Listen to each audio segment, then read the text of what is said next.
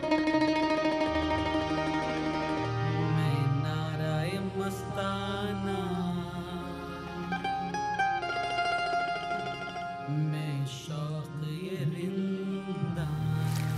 اللہ الرحمن الرحیم۔ آج سرکار کے حوالے سے ایک اور یاد لے کے حاضر ہوا ہوں۔ آپ کے ایک پرانے رفیق، آپ کے ایک چاہنے والے ہیں، انہوں نے یہ واقعہ سنایا کہ ایک ہم عرس مبارک پہ گئے، وہاں پر مچ چل رہا تھا۔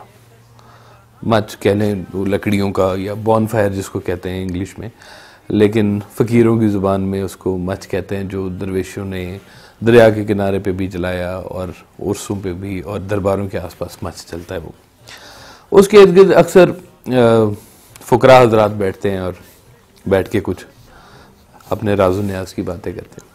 کہتے ہیں جی وہ ہم جب وہاں پہ پہنچے تو وہ سب وہاں جا کے ان کے ساتھ بیٹھ گئے، اور ان کے ساتھ بیٹھے بیٹھے بیٹھے آپ 3 دن ان کے ساتھ بیٹھے رہے۔ تو صاحب نے کہا کہ میں نے پھر کہا کہ ویسا 3 دن یہاں بیٹھے رہے، کیا ملا یہاں سے آپ کو؟ کیونکہ ان کی حالت بھی بالکل وہ ان کے ساتھ بیٹھ بیٹھ کے نا ویسی ہو گئی ہوئی تھی، کپڑوں پہ ساری دھول مٹی اور دھوئیں کے اثر آنکھوں میں، آنکھیں موٹی ہو گئیں، لال سرخ ہو گئی ہوئی تھی۔ تو انہوں نے کہا کہ ویسا کیا ملا یہاں سے آپ کو؟ تو آپ نے فرمایا کہ دیکھو تم 3 دن یہاں پہ رہے ہو، کوئی کھانے پینے میں کوئی کمی؟ انہوں نے کہا نہیں جی بالکل، اللہ کا شکر، کھانا شنا ملتا رہا مجھے۔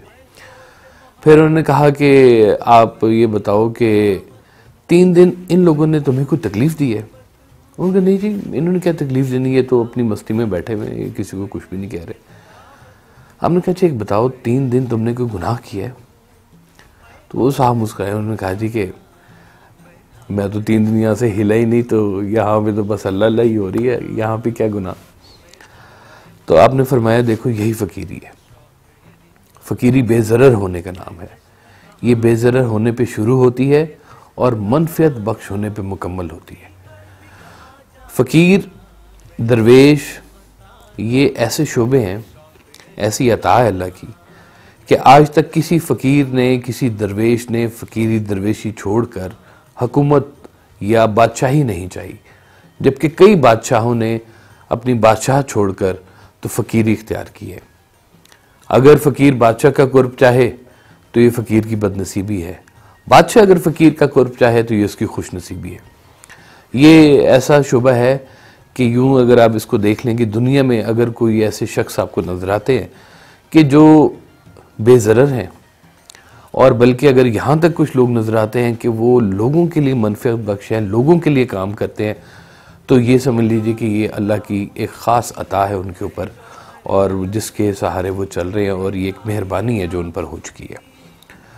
تو سرکار کی کہیں بھی ہر بات، ہر جملہ جو ہے اس کے پیچھے ایک داستان ہے۔ تو انشاءاللہ تعالی ایسی داستانوں کے ساتھ پھر کبھی دوبارہ حاضر ہوں گا۔